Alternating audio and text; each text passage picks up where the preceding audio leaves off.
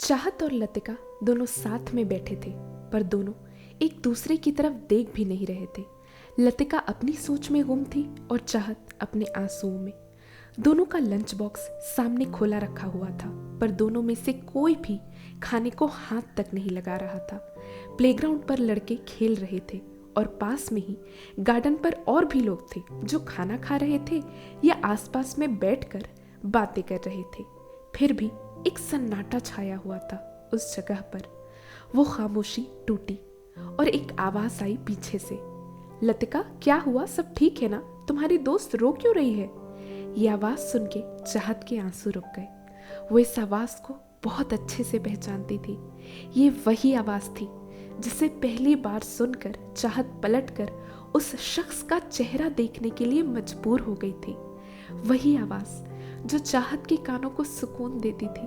वही आवाज जिससे वो प्यार के दो मीठे बोल सुनना चाहती थी। वही आवाज जिसे वो दिन रात सोते जागते सुनना चाहती थी। वही आवाज जिसे वो सारी उम्र नहीं भूल पाएगी। वो आवाज थी मिहिर की। चाहत नहीं पलटी, क्योंकि वो नहीं चाहती थी कि वो अपना रोता हुआ चेहरा मिहिर के सामने लेके आए। उसे तो समझ ही नहीं आ रहा था कि ऐसा हो कैसे गया। जिस दिन का वो बेसब्री से इंतजार कर रही थी कि मिहिर आके सामने से उससे बात करे, उसका हाल चाल पूछे, आज वो दिन आ चुका था। पर आज वो खुद पीछे मुड़कर नहीं देखना चाहती थी। वो जानती थी कि ये वो रास्ता है जहां पीछे मुड़ के देखने पर भी उसे कुछ हासिल नहीं होगा। वो चुपचाप बैठी रही और उसने अपने आंसू पोंछे। लतिका ने मिहिर से बात की। उसने पूछा, अरे मिहिर, तुम यहाँ कैसे?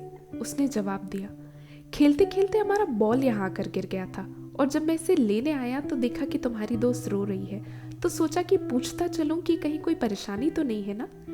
मिहिर दिल का बहुत अच्छा इंसान था। वो कभी किसी को दुख में या दर्द में नहीं देख सकता था। बहुत ही नर्म दिल था उसका। लतिका ने जवाब दिया, अरे नहीं, कोई परेशानी की बात नहीं है, बस चाहत की थोड़ी तबीयत ठीक नहीं लग रही थी तो मेरे सामने वो रो पड़ी।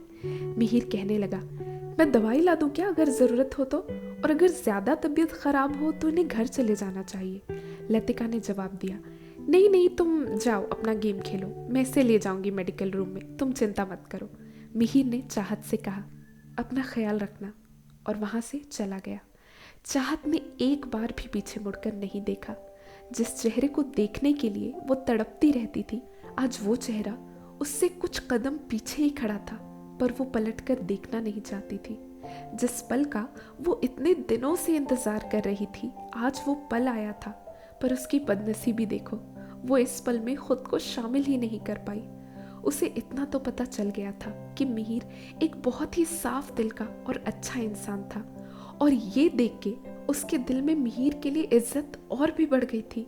पर कितने अफसोस की बात है ना कि इतना अच्छा इंसान उसकी जिंदगी का हिस्सा ही नहीं बन सकता था। अब तो उसे अपने किस्मत पर और रोना आ रहा था। उसने लतिका की ओर देखा और अपने आंसू रोक नहीं पाई। उसके आंसू छलक कर जमीन पे गिरे और उसने जोर से लतिका को गले लगा लिया। सिसक सिसक कर वो लतिका से कहने लगी, मेरे मेरे साथ ही ऐसा क्यों हुआ लतिका? मैंने आज तक कभी कोई बुरा काम नहीं किया और ना ही किसी का बुरा चाहा, तो फिर ये मेरे साथ ही क्यों? जिस लम्हे का मैं इतने दिनों से इंतजार कर रही थी, आज वो मेरे सामने था, पर मैं पलटकर उसका चेहरा तक न देख पाई। लतिका अपनी दोस्त की पीठ पर थपकियां देके उसे समझाने लगी, अभी तुमने ही तो समझाया ना मुझे कि इसमें हमारी कोई गलती नहीं, और अब तुम ही खुद को संभाल नहीं पा रही हो। चलो रोना बंद करो, जिंदगी खत्म नहीं हुई है तुम्हारी, अभी तो तुम्हारे आगे पूरी जिंदगी पड़ी है।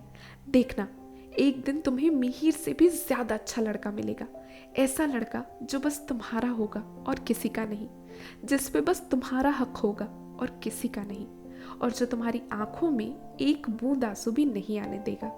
लतिका बेबस थी, अपनी दोस्त को समझाने के अलावा और कुछ कर भी नहीं सकती थी। उसने दोनों के भरे हुए टिफिन बॉक्स बंद किए, चाहत के आंसू पोंछे और चाहत का हाथ पकड़कर उसे क्लासरूम की तरफ ले गई। जैसे ही वो दोनों क्लासरूम के दरवाजे के पास पहुंचे, लतिका ने कहा, तुम चलो, मैं बोतल में पानी भर के लेकर आती हूँ। चाहत जाकर अपनी सीट पर बैठ गई। चाहत ने देखा कि 10 मिनट हो गए और लतिका अभी तक क्लासरूम में वापस नहीं आई। उसने जैसे ही खिड़की से बाहर झांक के देखा तो लतिका मिहिर से बात कर रही थी। कुछ देर में लतिका अंदर गई, पर चाहत ने उससे कुछ नहीं पूछा क्योंकि वो जानती थी कि लतिका तो वैसे भी पहले से मिहिर को जानती है। चाहत का ध्यान क्लास में बिल्कुल भी नहीं लग रहा था।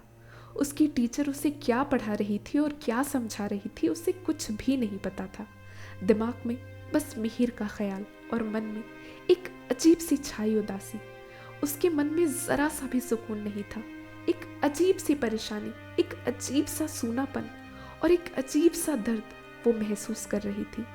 लतिका ने उससे कहा, देखो तुम्हारा मन वैसे भी क्लास में नहीं लग रहा है, तुम एक काम करो, छुट्टी लो और घर चली जाओ। कल मैं तुम्हें सब बता दूंगी कि आज क्या क्या पढ़ाई हुई है। चाहत ने ना में सिर हिलाया और कहा, मुझे बहुत अकेलापन महसूस हो रहा है। यहाँ कम से कम तुम हो मेरे साथ। घर जाकर अगर ऐसी शक्ल बना के बैठूंगी तो वैसे भी सब मुझसे सवाल करेंगे, और माँ को तो तुम जानती ही हो, अगर मेरे साथ कुछ भी बुरा हो रहा हो तो पता नहीं माँ को कैसे पता चल जाता है। और अपने कमरे में अकेले रह के मिहिर को याद कर करके रोने से अच्छा है कि मैं यहाँ तुम्हारे साथ ही बैठूं। इतने में चाहत के माथे पे आके एक चौक का टुकड़ा लगा। चाहत के मुंह से आवाज निकली, आ! सामने से एक आवाज आई टीचर की, चाहत अगर तुम्हें पढ़ाई में ध्यान नहीं देना है तो बाकी क्लास को परेशान मत करो। तुम्हारी वजह से बाकी लोग भी परेशान हो रहे हैं। मुझे ऐसे लोग अपनी क्लास में नहीं चाहिए। तुम निकल जाओ मेरी क्लास से। ये सुनकर चाहत की आंख आंसू से भर गए और वो रोती हुई क्लास से भागकर बाहर निकल गई। लतिका उसे पीछे से देख रही थी। उसका मन हो रहा था कि वो भी उसके पीछे पीछे क्लास के बाहर चली जाए, पर लतिका इस मामले में बहुत समझदार थी। उसे पता था कि इस साल उनके बोर्ड के एग्जाम्स हैं और वो कोई भी क्लास नहीं छोड़ सकती। अगर वो क्लास में ध्यान देगी तो कल चाहत को भी आज की पढ़ाई के बारे में बता सकेगी, चाहे उन दोनों की जिंदगी में कुछ भी चल रहा हो। पर उसे पता था कि उनके लिए पढ़ाई भी बहुत ज्यादा जरूरी है। चाहत रोती हुई क्लास से बाहर चली गई। उसे ऐसा लग रहा था जैसे कि आज पूरी दुनिया ही उसके खिलाफ हो। वो गार्डन में जाकर बैठ गई और रोने लगी। इसके अलावा उसके पास और कुछ करने को था भी नहीं। जब उसका क्लास खत्म हुआ तो उसने सोचा कि पहले जाकर अपना मुंह धो लेती हूँ, वरना क्लास में ऐसी शक्ल लेकर जाऊंगी तो सब पूछेंगे कि वो क्यों रो रही थी। वो गई और उसने पानी की छींटें अपने मुंह पर मारी। जैसे ही उसने सिर उठाया उसे बाजू में मिहिर खड़ा हुआ मिला। वो पलटकर वहां से निकलने लगी। उतने में पीछे से मिहिर की आवाज आई, सुनिए मुझे आपसे कुछ पूछना है। तो दोस्तों आपको क्या लगता है मिहिर चाहत से क्या पूछने वाला है? अपने अपने थॉट्स कमेंट बॉक्स में ज़रूर लिखिएगा। अगर आपको इसके आगे का चैप्टर चाहिए तो भी कमेंट बॉक्स में लिखकर ज़रूर बताइएगा। अगर कहानी इंटरेस्टिंग लग रही है तो वीडियो को लाइक करें, शेयर करें और ऐसे ही इंटरेस्टिंग चैप्टर्स पाने के लिए हमारे चैनल को सब्सक्राइब भी करें। Thank you.